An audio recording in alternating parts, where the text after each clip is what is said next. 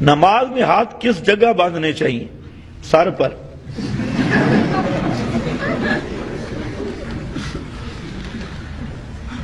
کوئی اہل حدیث مجھے بتائے کہ ایک آدمی سر پہ ہاتھ باندھ کے نماز پڑھے اس کی نماز ہو جائے گی یا نہیں؟ اس پہ حدیث لانی ہوگی۔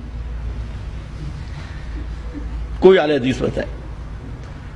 ناف سینے کی بات ہی بات بھی ہے۔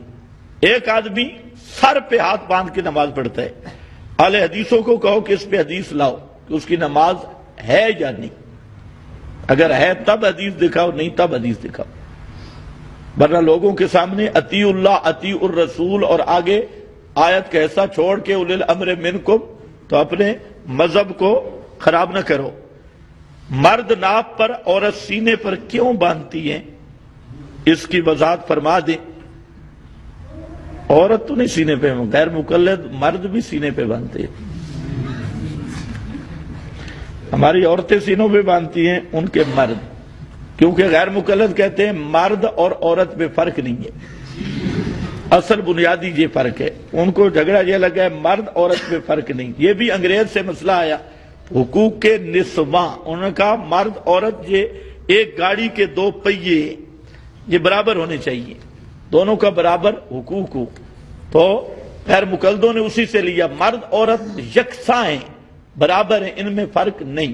میں کہتا ہوں اگر یہی بات ہے تو دونوں مل کر ایک سال مرد بچہ جنے غیر مقلد مولوی، اور ایک سال اس کی بیوی، تب مساوات ہوگی۔ ایک سال عمران خان جنے اور ایک سال پیرنی، تب مساوات ہوگی نا۔ یہ جو چھلے مچھے بیٹھے ہیں، ایک سال یہ بچہ جنے ایک سال بیوی، ورنہ تو مساوات نہیں ہے۔ اسی طرح مہینے میں، ایک مہینہ میں غیر مقلد مولوی 10 دن نمازیں چھوڑ دے، اور دوسرے مہینے میں غیر مقلد زنانی چھوڑ دے، کیونکہ مساوات تو تب ہوگی، مرد بیوی برابر ہے۔ اسی طرح نفاس، اسی طرح حیض کے مسائل، اسی طرح امامت کے مسائل، مہینہ غیر مقلد امام امامت کرائے مسجد میں، اور ایک مہینہ غیر مقلد امام کی زنانی امامت کرائے، کیونکہ فرق نہیں ہے نا، ایک ہی چیز ہے۔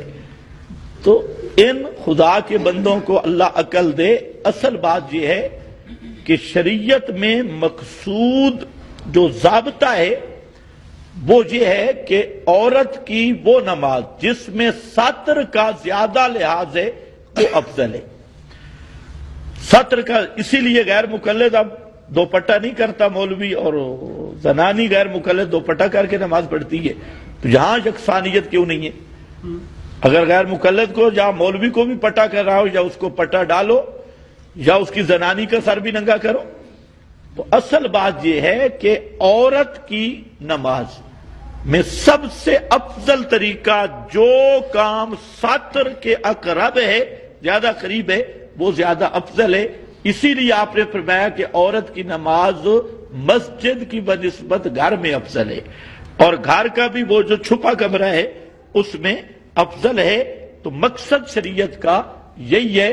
تو اب فقہا نے اس ضابطہ سے چند چیزیں وہ بھی آداب کے ضمن میں ذکر کی ہیں، کوئی ضروری نہیں ہے، آداب کے ذکر میں استنباطی چیزیں ذکر کی ہیں۔ ان میں ایک یہ ہے کہ عورت کا سینے پر ہاتھ باندھنا یہ ساتر اور پردے کے لحاظ زیادہ ہے، اس لیے عورت سینے پہ ہاتھ باندھے۔ اور چونکہ غیر مقلد کے تو سینہ مولوی کا تو ابھرا ہوا نہیں ہوتا، اس لیے ادھر اس کو باندھنے کی ضرورت نہیں ہے۔ عورت کا سنگار ہوتا ہے سینے میں، اس لیے عورت ہم کہتے ہیں سینے پہ باندھ لے تو بہتر ہے، یہ زیادہ پردے کے قریب ہے۔ تو خیر بہرحال لمبا تبصرہ نہیں کرتا، آپ امید ہے سمجھ گئے ہوں گے۔